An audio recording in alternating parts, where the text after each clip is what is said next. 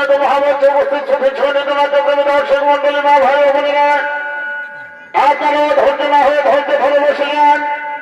তাই এতক্ষণে কেন্দ্রীয় নবযুব সংঘ ছৌ নৃত্যপাটি ওস্তাদ বিকাশ চন্দ্র মাহাতোর পক্ষ থেকে আমরা শুরু করতে চলেছি দ্বিতীয় ছৌ নৃত্য নাট্য নিবেদন।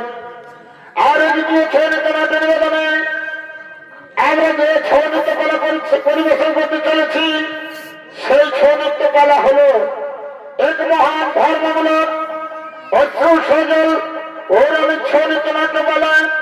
পালার নাম রাখা হয়েছে বাহুস রাজার পুত্র যজাতি রাজার নরমেধ যজ্ঞ ভগবানের মিলন।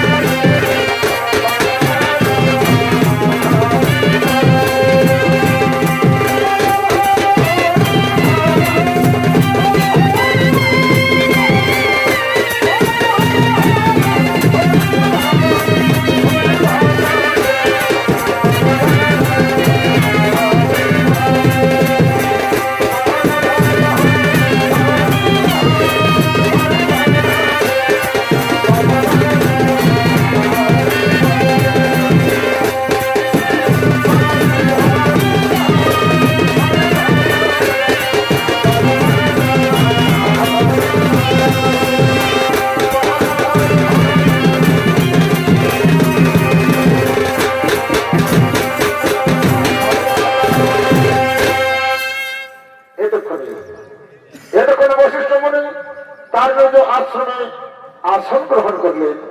আরো দিনে রাজা যজাতি ছুটে চলেছেন তার গুরুদেবের চরণ দর্শন করার জন্য।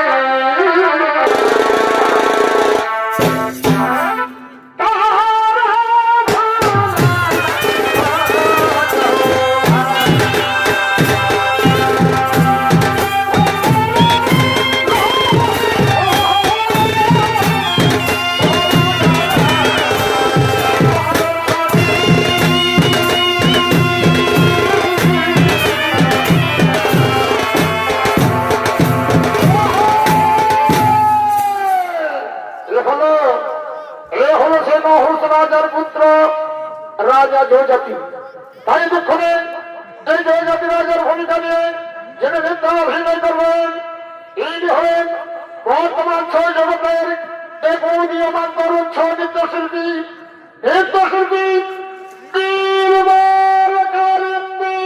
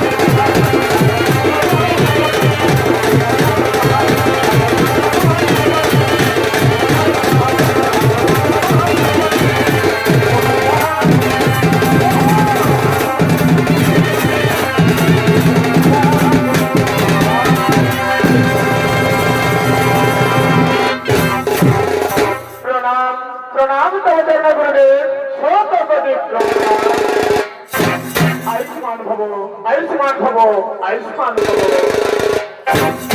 ওরে বৎসর জাতি আজ বহুদিন পর কিবা মনে করে বাবা আশ্রমে বাবা আগমন। গুরুদেব গুরুদেব আজ এসে নিশ্চিত বড় স্বপ্ন দেখেছি গুরুদেব। আমার পিতা নহ স্বপ্নে এসে আমাকে দেখে বললেন, ওরে ওরে পুত্র, আমি বহুদিন সর্বদেশে মনে জঙ্গলে ঘুরে বেড়াচ্ছি বাবা, যে কোনো উপায়ে আমাকে তুমি উদ্ধার কর বাবা, যে কোনো উপায়ে উদ্ধার কর। তাই বলো বলো গুরুদেব, কি উপায় অবলম্বন করলে আমার পিতাকে সেই অভিশাপ থেকে আমি উদ্ধার করতে পারবো? পরে বৎসর জাতি, তোমার পিতা যে পাপ কর্ম করেছে ও তো সহজে সে উদ্ধার হবে না। গুরুদেব, তাহলে কি আমার পিতা সেই অভিশাপ থেকে উদ্ধার হবে না গুরুদেব? তার কি কোনো উপায় নেই? তার কি কোনো উপায় নেই? হ্যাঁ, উপায় আছে রে, আছে, একটি উপায় আছে। আর সেটি কি উপায় হলে জানো? তোমাকে তোমাকে নরমের যজ্ঞ করতে হবে, নরমের যজ্ঞ করতে হবে। ঠিক আছে গুরুদেব, ঠিক আছে, আপনার কথা মতো আমি তাই করবো। আপনি শুধু আমায় কৃপা করে বলে দিন ওই যজ্ঞে আর কি কি সামগ্রীর প্রয়োজন লাগবে। ওরে বৎসর জাতি, ওই নরমের যজ্ঞ করতে গেলে তো অনেক কিছু সামগ্রীর প্রয়োজন লাগবে বাবা।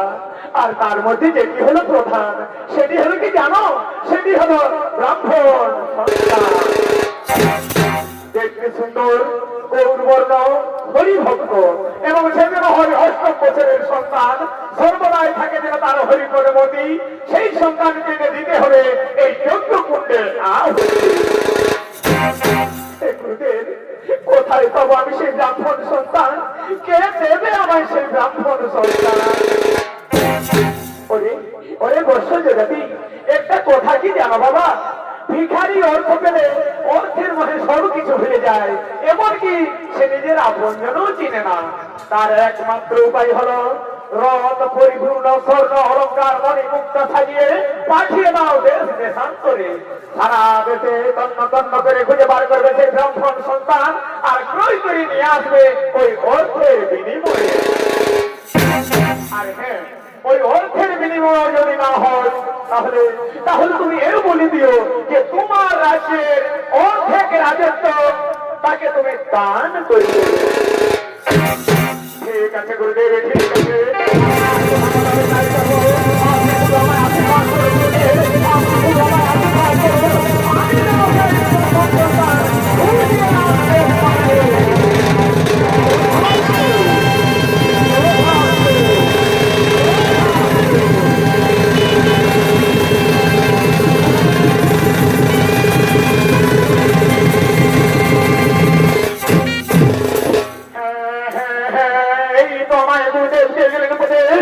আর বিলম্বের নাহি প্রয়োজন, এক্ষুনি আমি করিব সেই নরমের যজ্ঞের আয়োজন।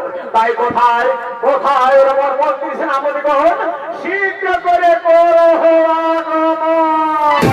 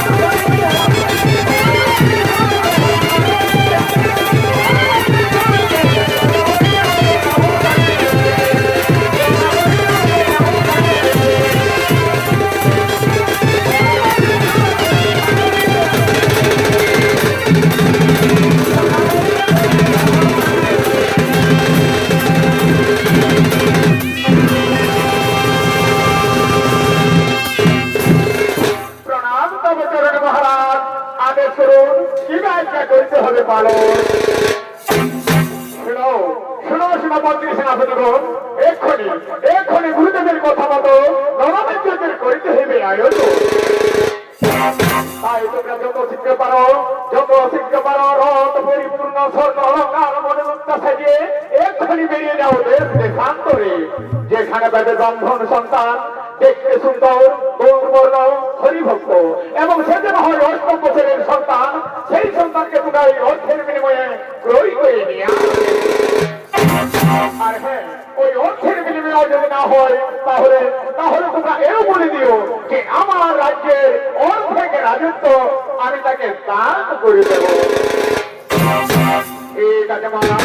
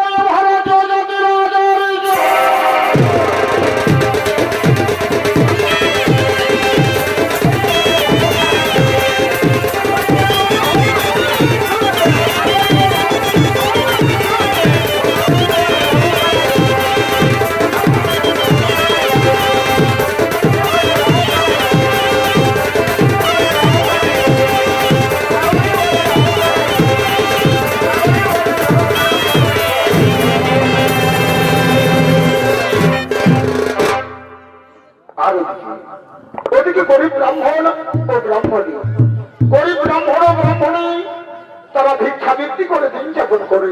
তাই গরিব ব্রাহ্মণ ও ব্রাহ্মণী তাদের অষ্টম বৎসরের সন্তান কুশব ধ্বজকে সঙ্গে করে নিয়ে নগরে নগরে ভিক্ষা করতে করতে আগমন করছে।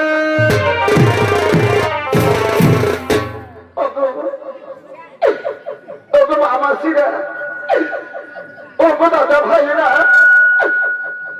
আমাদের দুটো ভিক্ষে দাও।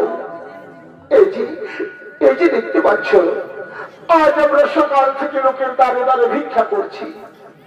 আজ আমরা সারাদিন ভিক্ষা করে কিছুই পাইনি গো। তাই তো আমাদের এই অষ্টম বৎসরের সন্তান কুশব আমরা তার মুখে অন্ন তুলে দিতে পারিনি। সে আজ 3 দিন অনাহারে রয়েছে। সে আর ক্ষুধার জ্বালা সহ্য করতে না পেরে ক্ষুধায় ছটফট করছে। তাই বলি ওকে বাবুরা, ওকে মা বোনেরা, আমাদের এই অষ্টম বৎসরের সন্তানের মুখ চেয়ে আমাদের কিছু ভিক্ষে দাও গো বাবুরা। এই গরিব ব্রাহ্মণ ব্রাহ্মণীকে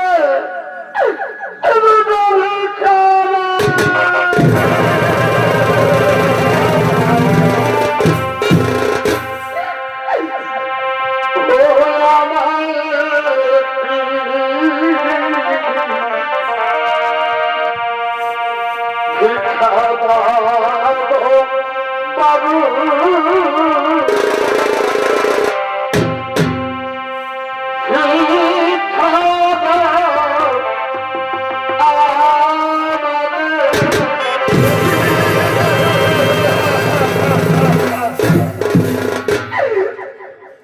নগরবাসী,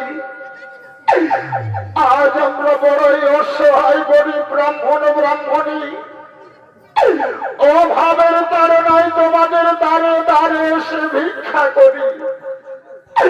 আমাদের অষ্টম বৎসরের সন্তান কুশব আজ 3 দিন অনাহারে রয়েছে। সে আর ক্ষুধার জ্বালা সহ্য করতে না পেরে ক্ষুধায় ছটফট করছে। তাই বলি ওগো বাবুরা, ওগো মা বোনেরা, আমাদের এই বলা সন্তানের মুখ চেয়ে আমাদের কিছু ভিক্ষে দাও গো বাবুরা। এই গরিব ব্রাহ্মণ ব্রাহ্মণীকে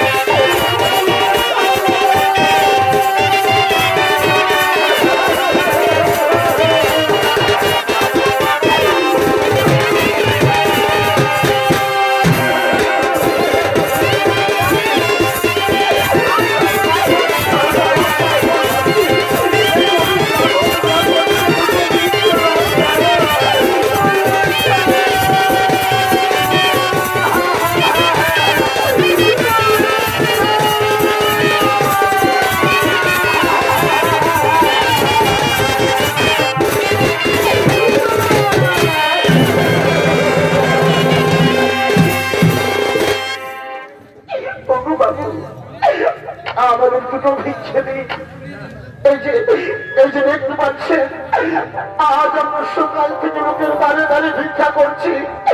আজ আমরা সারাদিন ভিক্ষা করে কিছুই পাইনি গো বাবু। আমাদের সঙ্গে রয়েছে অষ্টম বৎসরের ব্রাহ্মণ সন্তান কুশধ্বজ। সে আর 3 দিন অনাহারে রয়েছে। সে আর ক্ষুধার জ্বালা সহ্য করতে না পেরে ক্ষুধায় ছটফট করছে। তাই বলে ওগো বাবু, আমাদের ওই সন্তানের মুখ চেয়ে আমাদের কিছু ভিক্ষে দিন গো বাবু। এই গরিব ব্রাহ্মণ ব্রাহ্মণীকে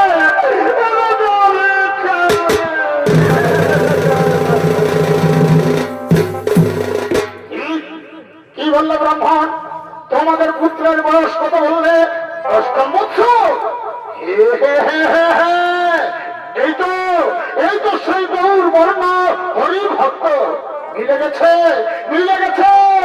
জয়জাতি রাজার মনের বাসনা বুঝি পূর্ণ হতে চলেছে। বলি শোনো ব্রাহ্মণ, শোনো, শুধু ভিক্ষা নয়, আমার রথের দিকে চেয়ে দেখো। এই রথের মধ্যে যত রয়েছে ধন রত্ন মণি মুক্তা, এগুলো এগুলো সব আমি তোমায় উজাড় করে দেবো, কিন্তু একটি শর্তে। একটি শর্তে? বলুন বাবু, বলুন আপনার কি সেই শর্ত? তাহলে শোনো ব্রাহ্মণ, ওই যে রয়েছে তোমাদের ছেলে কুশধ্বজ, ওকে ওকে চিরজনমের মতো আমার হাতে বিক্রি করে দিতে হবে। আমাদের পুত্র কুশধ্বজকে চিরজনমের মতো আপনার হাতে বিক্রি করে দিতে হবে। আর তার বিনিময়ে এই ধন রত্ন মণি মুক্তা এগুলো এগুলো সবাই মিলে দেবেন। তাহলে তো ভালোই হয়, তাহলে তো ভালোই হয়। তাহলে তো আর আমাদের এমন ভাবে দুঃখে জীবন যাপন করতে হবে না, লোকের দ্বারে দ্বারে গিয়ে ভিক্ষা করতে হবে না। আমি তাই করবো, আমি তাই করবো। বলি ওগো ব্রাহ্মণী, ওগো ব্রাহ্মণী শুনছো?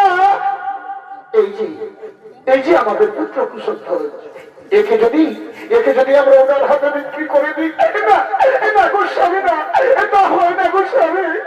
আমি কোনো কিছুর বিনিময়ে আমার পুত্রকে আমি বিক্রি করতে দেবো না গোস্বামী। কিছু পাই না, কিছু পাই।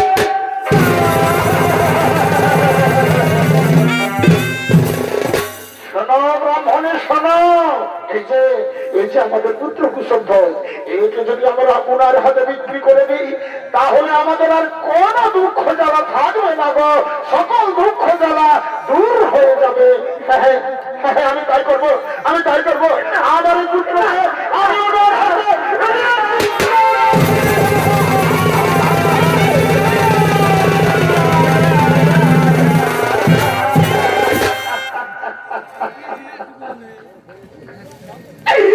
স্বামী না। তুমি কি করলে স্বামী? এই কথা শোনার আগে আমার মৃত্যু হলো না কেন স্বামী? এই কথা শোনার আগে আমার মৃত্যু হলো না।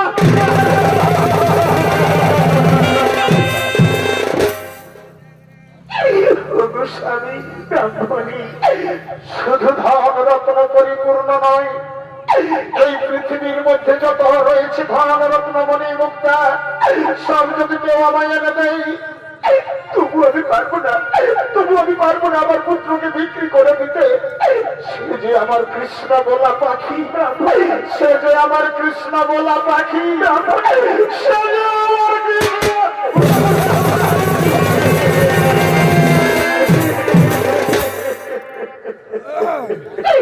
স্বামী সারাদিন না খেয়ে অনাহারে থাকলেও আমার যে কোনো দুঃখ থাকে না গো।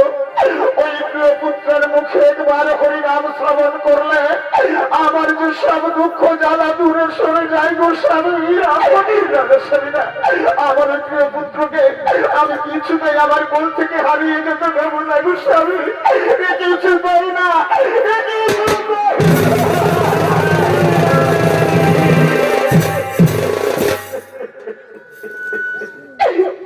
স্বামী। তুমি তো ওই পুত্রের পিতা, তুমি কেমন করে বুঝবে গো এই জগৎ সংসারে পুত্রের কত যে দরদ। এই জগৎ সংসারে যে মায়ের পুত্র নেই, সে সেই মা কাঁদে পুত্রের জন্য। আর যে মায়ের কোলের সন্তান তার কোল থেকে হারিয়ে যায়, সেই মা জানে সন্তান হারার কি বা জ্বালা। এ তুমি বুঝবে না স্বামী, এ তুমি বুঝবে না গো।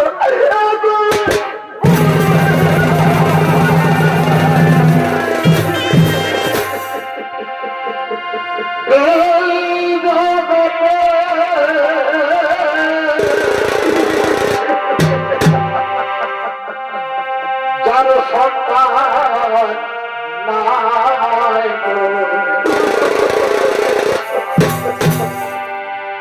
সে কি বুঝে সন্তানের জ্বালা।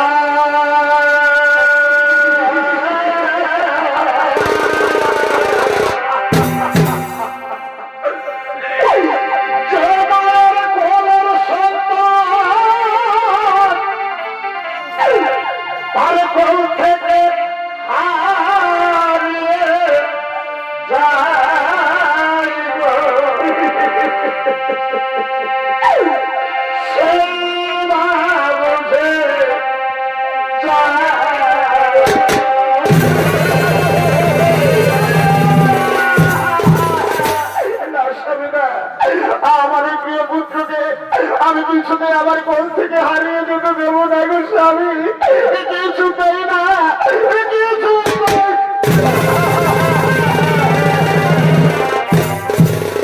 বাবা। বাবা গো, তুমি আবার বিক্রি করে দিয়েছো বাবা। গো বাবা, আমি তো তোমার কোলে বসে তোমাকে কোনোদিন সুখ দিতে পারিনি গো বাবা। আমি তো তোমার কোলে বসে তোমাকে কোনোদিন শান্তি দিতে পারিনি গো বাবা। চোখের আগুনে আমার এই সুন্দর দেহটা পুড়ে ছাই হয়ে যায়, তবু আমার কোনো দুঃখ নেই গো বাবা।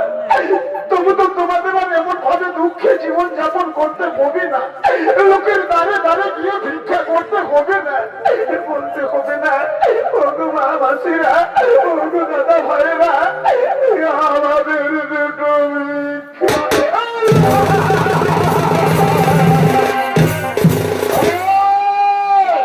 ওরে মানে কুসুদ্ধর তোমাকে না বিক্রি করে দিয়েছে। চলে এসো, চলে এসো বলছে আমার সঙ্গে, চলে এসো আমার সঙ্গে।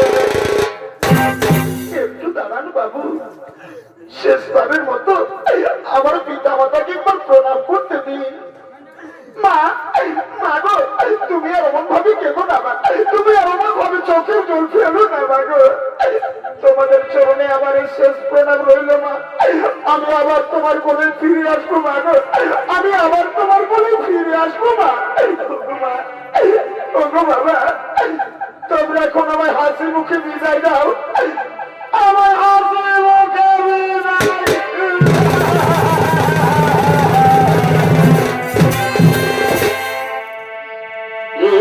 একবার বিদায় দাও মা, ফিরে আসি।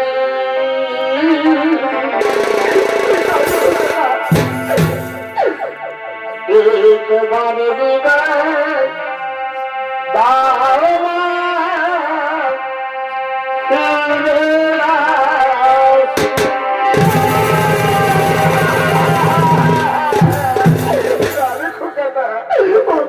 বলিস না বাবা, এও ভাজনে মায়ের কোল শূন্য করে তুই কোথায় চলে যাবি রে খোকা? না রে খোকা না, আমি তোকে কিছুতেই যেতে দেবো না রে, কিছুতেই না, কিছুতেই।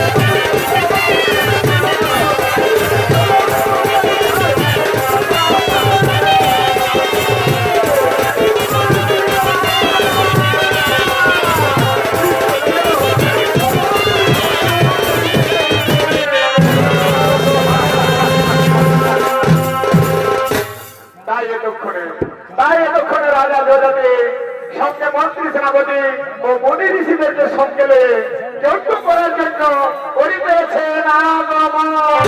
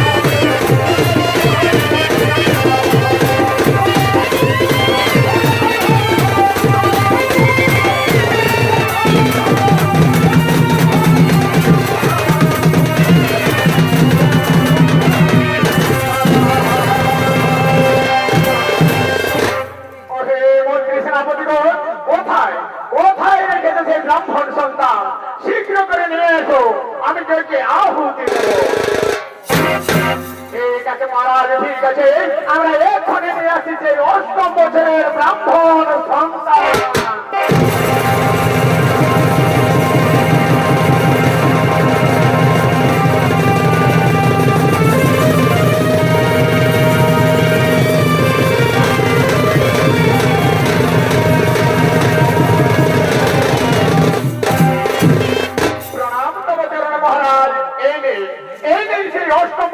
হলাম ধন সন্তান কুসন্ধর।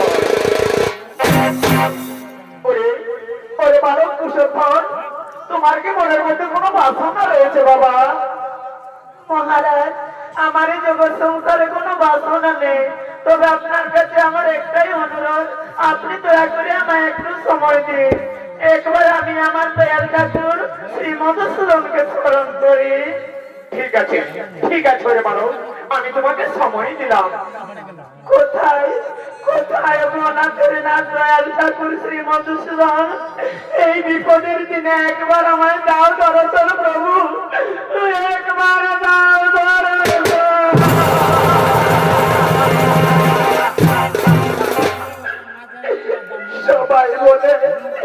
সবাই বলে তুমি নাকি কাঙ্গালের ঠাকুর, তুমি নাকি দীনবন্ধু, তাই এই অথমে বিপদের দিনে একবার দাও দর্শন প্রভু, একবার দাও দর্শন।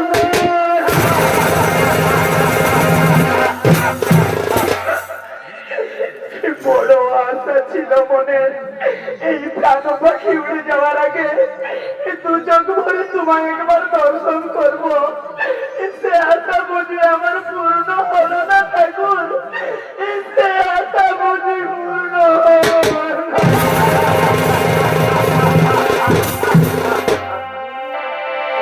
ওহো ঠাকুর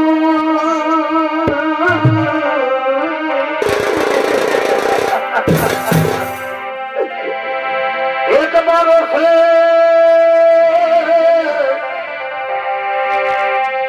দেখে না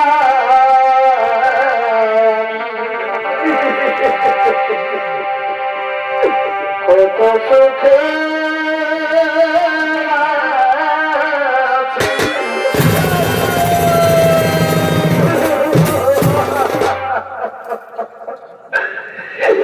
কোথায় কোথায় মনে করে না দয়াল ঠাকুর শ্রী মধুসূদন? এই বিপদের দিনে এই অথম একবার দাও দর্শন প্রভু, একবার দাও দর্শন।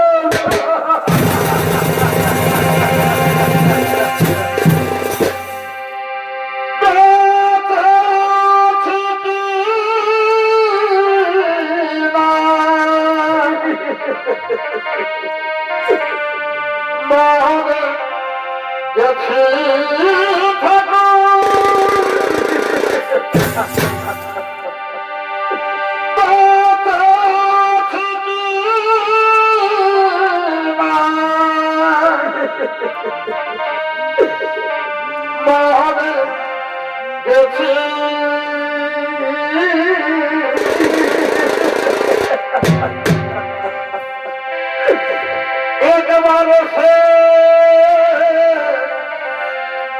দেখে না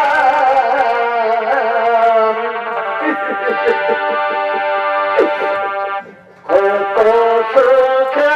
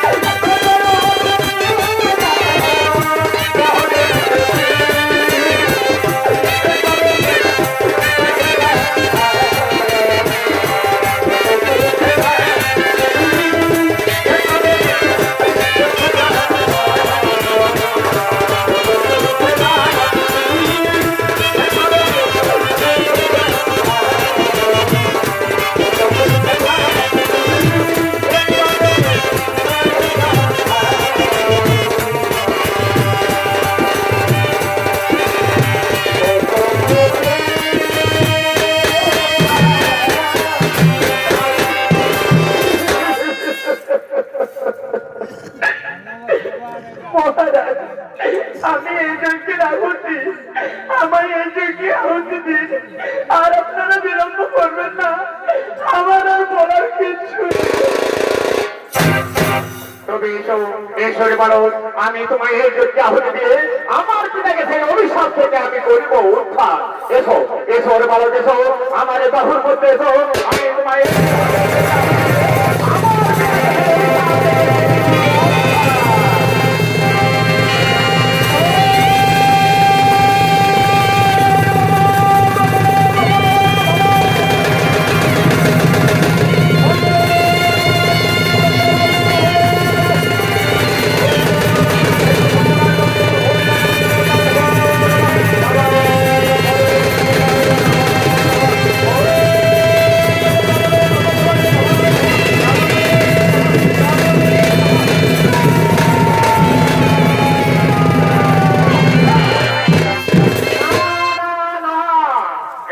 যজ্ঞের উপযুক্ত নয়।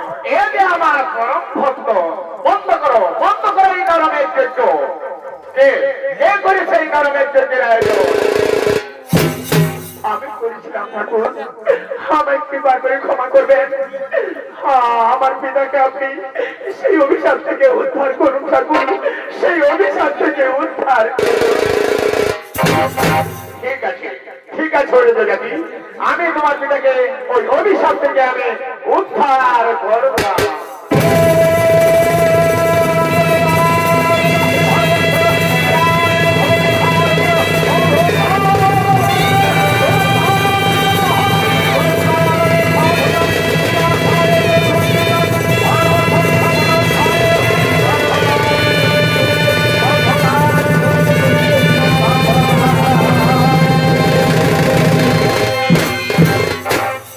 তাই এতক্ষণে ভক্ত ভগবানের হইল মিলন, তাই সকলে আনন্দে হরিগুণ গান করতে করতে নৃত্য করিতে লাগবে। হরে কৃষ্ণ হরে কৃষ্ণ কৃষ্ণ